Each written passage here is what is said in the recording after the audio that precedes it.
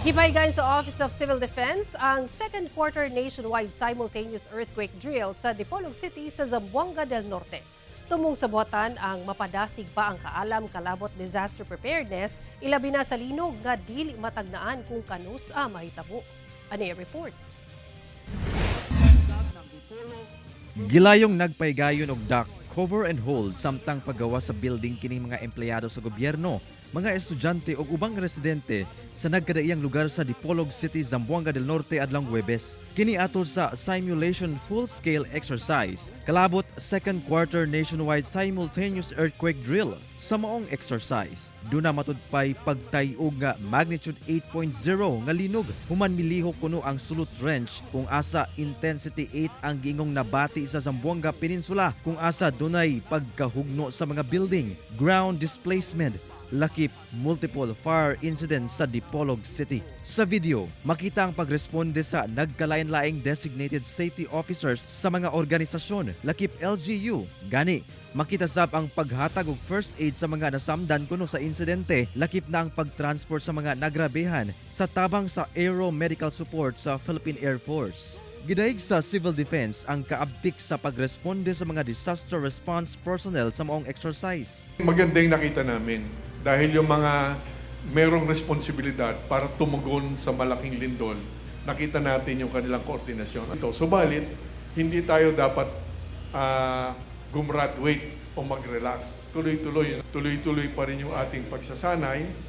Titingnan din natin yung mga ilan pang dapat magkaroon ng improvements. Matod ni Defense Secretary Gilberto Teodoro Jr., importante gayud ang papel sa designated safety officer sa pagresponde sa kalamidad. Saan po tayo magsa-safety at sundin po natin ang payo ng mga designated na safety officers natin sa lindol.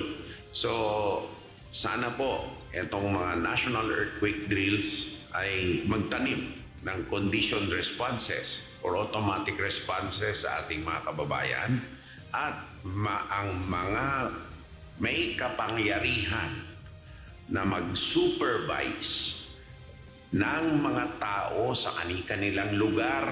Gawas sa paghatag og food ug non-food items, importante sab ang papel sa DSWD alang sa psychosocial needs sa mga maapektuhan sa kalamidad. Disasters really affect the mental well-being of affected populations. We provide psychosocial first aid. Now, if we need to do more intense or more, we need to introduce further medical assistance, we refer them naman to DOH. Matod sa OCD, gipahigayon ang second quarter nationwide simultaneous earthquake drill gawas sa Metro Manila tungod daghang trenches ug active fault line sa laing lugar sa nasod. Busa, kinahanglang andam kanunay ang katawhan sa linog kay kini mahitabo bisan asa nga lugar ug dili matagnaan. Meron tayong active 6 trenches and 174 known fault systems. And it can be more. So hindi ligtas ang buong Pilipinas. Kaya kailangan tayo maganda. This is the reason why we are bringing the earthquake drill outside Metro Manila. Efren Mamak, 1 Mindanao.